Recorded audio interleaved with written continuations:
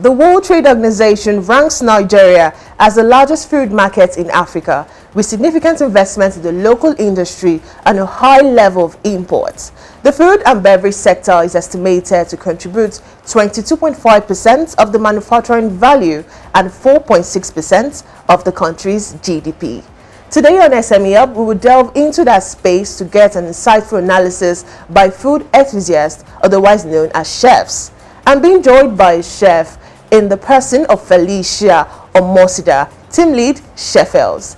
Thank you so much for joining us. Thanks for having me. Yeah. So quickly, take us through your experience as a chef. Okay, so it's been an amazing experience so far. You loving what you do, putting all your efforts in everything you do, like not wanting to give up even when it seems like it's not going to be possible, it's not possible.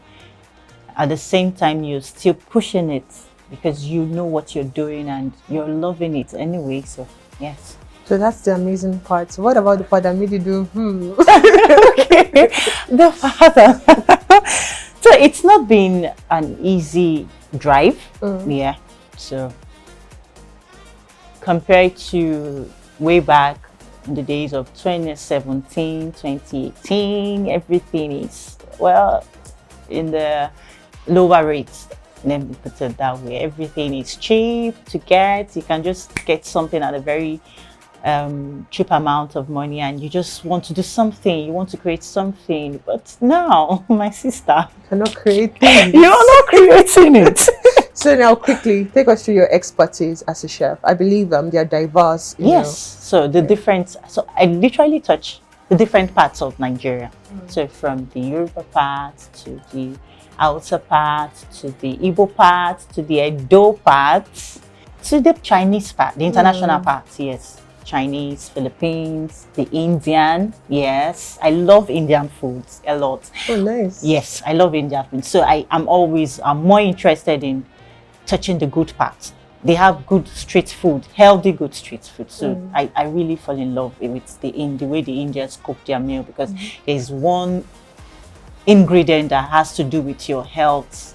There's one ingredient that has to do with you being fit. So yes, a lot of garlic. I know Indians actually. So not really the garlic, not only the garlic.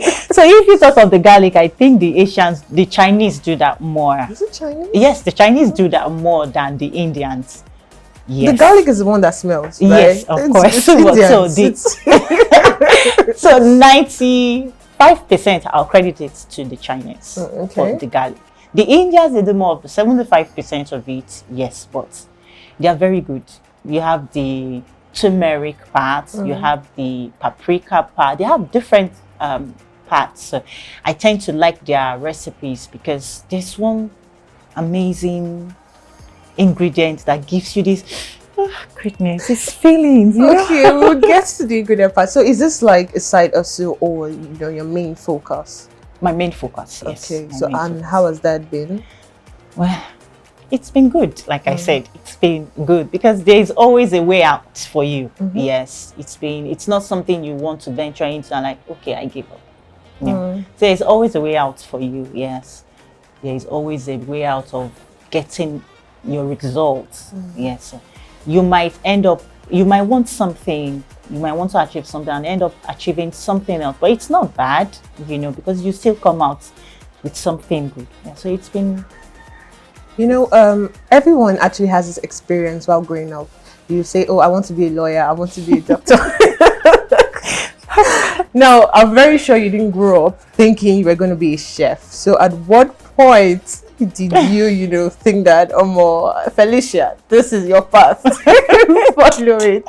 Okay, so amazingly, or let me say, surprisingly, I grew up in the family of chefs. Oh, grandma is a chef. Mom, nice. Grandma was a chef. Mom was, dad was, auntie was, everybody was. So, I from mom to grandmom, from grandmom to auntie. So I had these different experiences with everybody. Watching my grandma cook her local meals and, you know, going so natural about it, watching my aunt cooking her own meal, going so natural with some of the advanced spices, then watching my mom going natural as well. So it's been, I would say, I've had this enthusiasm for being a chef. I always want to cook. I always want to do something. I always want to create something from the beginning. But being it and a full-time thing was not really there. I was just shifting my focus into agriculture now. So growing up with aunts, it was more of doing the agricultural aspect. So I fell in love with that part as well. But I came back to Lagos again from Benin, and then there was no waking up in the morning doing the agricultural thing, going to the farm, doing the animal thing. And okay, it's fine. I can cope, you know.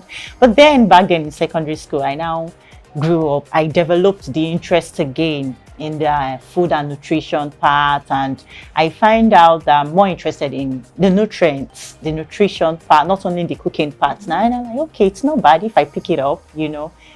Let's just see how it goes. And with time, I diverted again.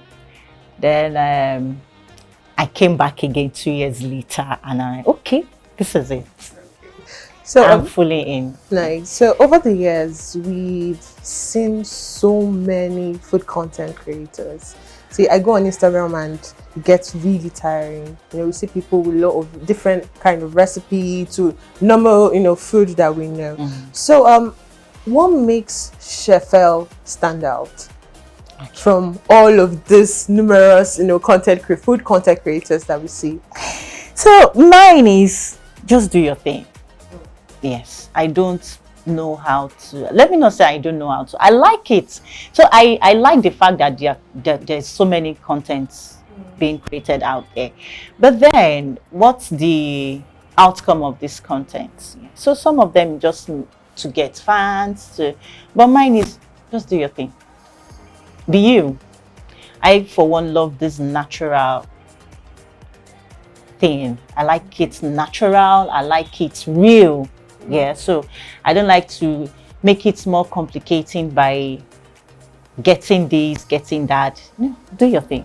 So what are these recipes? Because from what you said, I can actually like picture that your target audience love what you do because it's actually natural. So what are these natural recipes? So the natural thing you can get, normal natural like things what? You can get from the market. Now I for one we want to do, I don't like too much curry in my food. I don't like too much thyme in my food. I don't like, so if I want to use curry in my food, I only use it for spicing my meat. Yeah. So I want to do the natural curry instead. There's the herbs, natural curry herbs. Yes. So why go for the... Well, isn't it the same thing? I think the curry leaf, they call it curry leaf, the smell and that of the natural curry, the artificial curry processed. So there's a difference. The curry leaves gives you this natural taste, scent, this natural aroma of, you want to go back to the way your grandma used to cook before. Okay. Yes. So my grandma, when cooking, she would like to combine all the leaves, all the curry leaves, all the whatever leaf to give you that natural feeling. Yeah. But then your aunt will want to give you the, oh, I can't be cutting leaf. I don't mind. You know, I don't mind that aspect. I want them to have this natural feel, natural ingredient, natural feel, and it has always been working for me. So I like to go with that. Now, at what point do you think an individual can take this venture into, you know, an higher level where you actually get paid? If it's working for you, you can. But some just want to use it to make money, even when they don't know how to. Yeah. So I've worked with several people back in the days where they don't even know how to do these things, but they have the resources, yeah, and they really want to make something out of it. Well, what now happens when these people are gone and you're left alone to do your thing that you say you claim you know how to do? Yeah. So what happens when you are now in the middle of the deep blue sea now on your own and you need to do something? So if it's something you have passion for, like I would say to people, if it's something you have passion for, do it. Don't do it because people are making money out of it. You see people are trending on social media out of it, and you just want to do it. Do your thing. You might not fall in that field. Find what works for you. Now, speaking about trend, we know that the culinary business has been trending for like a month, Okay, because of Hilda Bassi. Now, what do you think about? Let's take it away. What do you think about that level of success? well, for me, I'll still say it's passion. Yes, that level of success, loving it, loving what you do. For her, she's not just wanting to break that record. She just wants people to see that yes, you can achieve this by loving it. I don't know, that's my own point of view. She just wants people to know that yes, you can do it. It's hard. The road is tough. It's never smooth for anybody, but you can achieve that. But with loving it. Not just achieving it because you just want to. Loving it, it's part of it. In fact, it's the number one aspect of it. Loving it. By the time you love it and you add the spirit to it, then you're good to go. So for her, she loved it. She was loving it and she loved it and it came true for her. For me, I love it.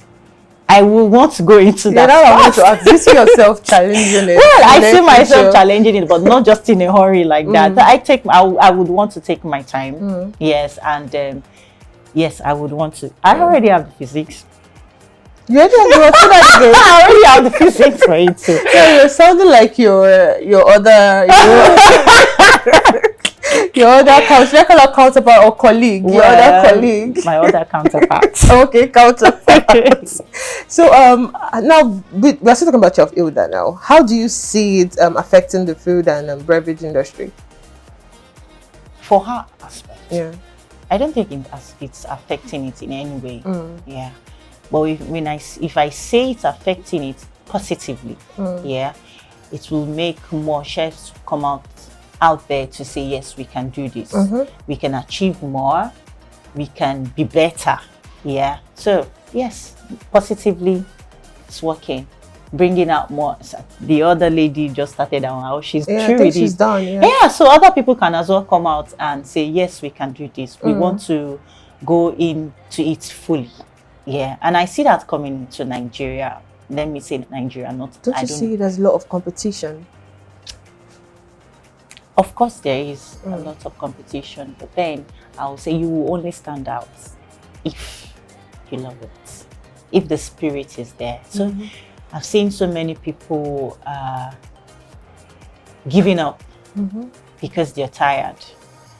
Not just because they're tired, because they're not making what they wanted to make, not what was, we'll say, the outcome, the supposed outcome. But then the aftermath of that decision, and they're like, oh, you know what? I'm done. I'm tired. But then you don't think you should be tired because you love it. You keep pushing.